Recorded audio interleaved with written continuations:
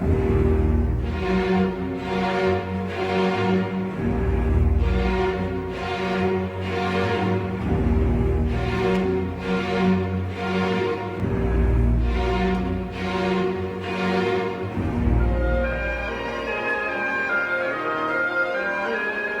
genocídio perde a importância com o passar do tempo? Será que chega um momento em que é tarde demais para processar quem participou da matança de milhões de pessoas? 65 anos depois do fim da Segunda Guerra Mundial, ainda vale a pena procurar e pôr na cadeia aqueles que ajudaram a promover o Holocausto? Nas últimas décadas, instituições e indivíduos em diferentes partes do mundo se dedicaram a buscar e levar aos tribunais criminosos não só da Alemanha do Terceiro Reich, como de países do leste europeu, responsáveis por campos de concentração, deportações, massacres, tortura. Para ser um justiceiro da história, é preciso enfrentar os céticos e a falta de cooperação, mas nunca desistir. Perseverança é talvez a principal arma do homem que você vai conhecer agora, o último caçador de nazistas.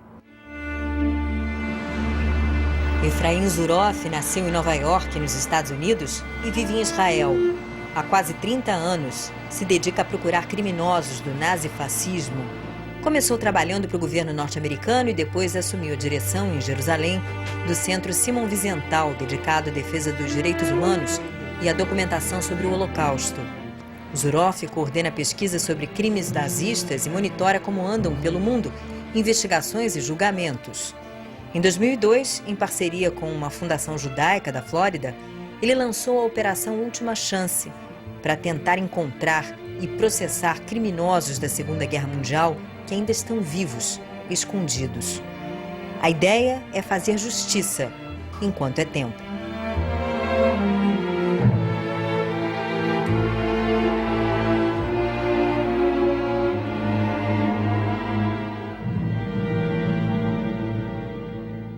Do you wish a long and healthy life to Nazi war criminals? Only to those who stand the chance of being brought to justice. In other words, I'm probably the only Jew in the world who prays for the health of Nazi war criminals, but only those that there's a chance can be brought to trial. Why is it so important to bring Nazi war criminals to justice such a long time after World War II? First of all, the passage of time in no way diminishes their guilt. And if these people had been caught earlier, no one would find that unnatural, right? But the fact that they escaped justice for 60 years doesn't turn them into innocent people. Two, we don't think that old age should afford protection to people who committed mass murder. And there's not a single country in the world that has ever limited prosecution based solely on age. Three is what we owe the victims. In other words, our obligation is to try and make a serious effort to find the people who turned innocent men, women, and children into victims. It's not a question of their age, it's a question of their health and whether they can stand trial. But if they can't stand trial, why ignore them? Why let them enjoy their golden years? They certainly don't deserve it. They're the last people on earth who deserve any sympathy, because they had absolutely no sympathy for their victims. Operation Last Chance has found 560 suspects. And how many Nazi war criminals are still among us? I think it's fair to say that at least hundreds, if not thousands. In other words, if you know the history of the Holocaust and of World War II, you know that many hundreds of thousands of people were involved in the process. Quite a few of them were relatively young.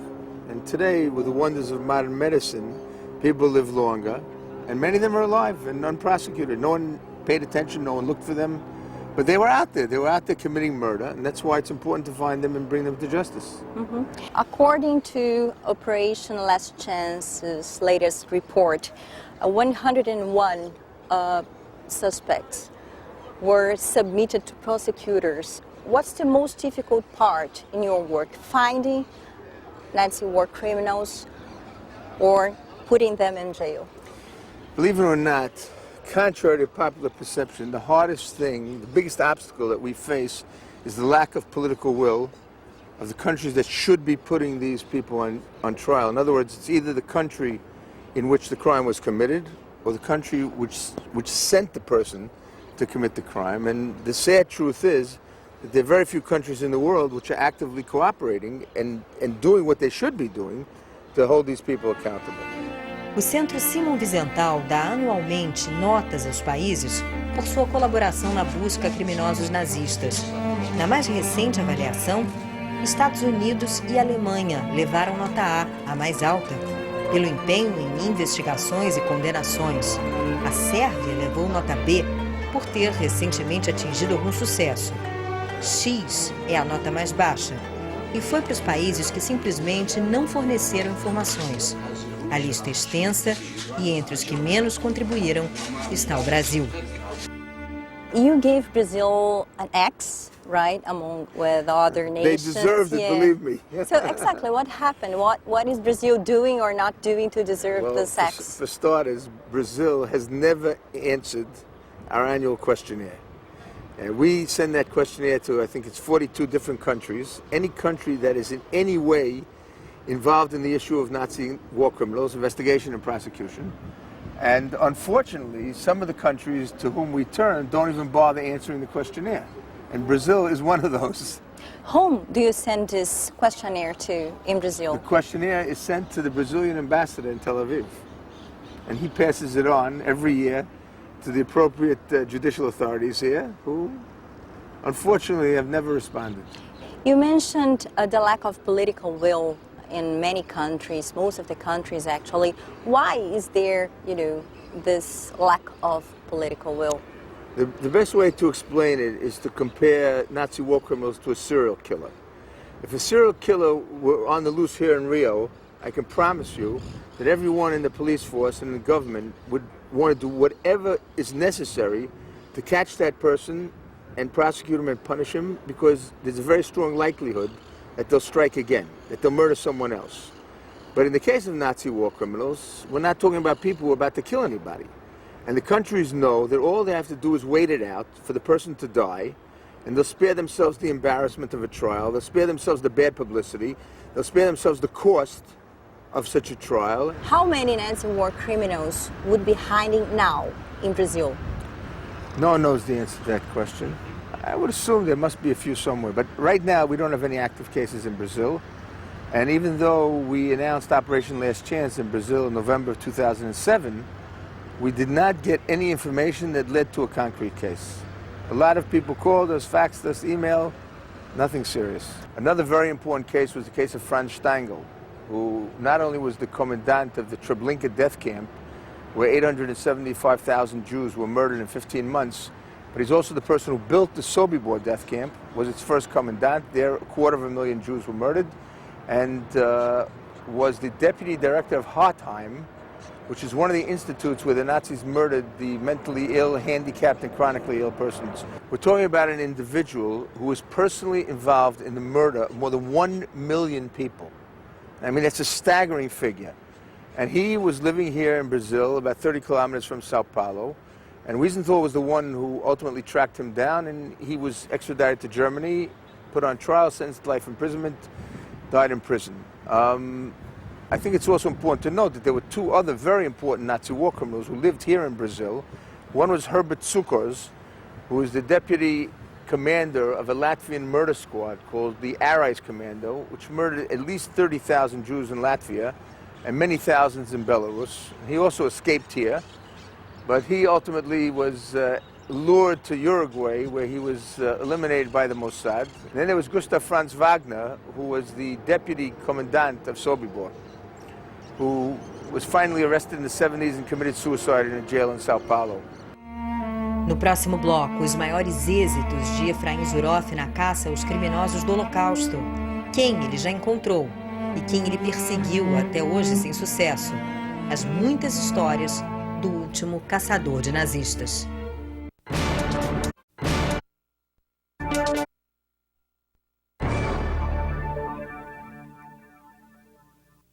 What was the most remarkable extradition in Argentina?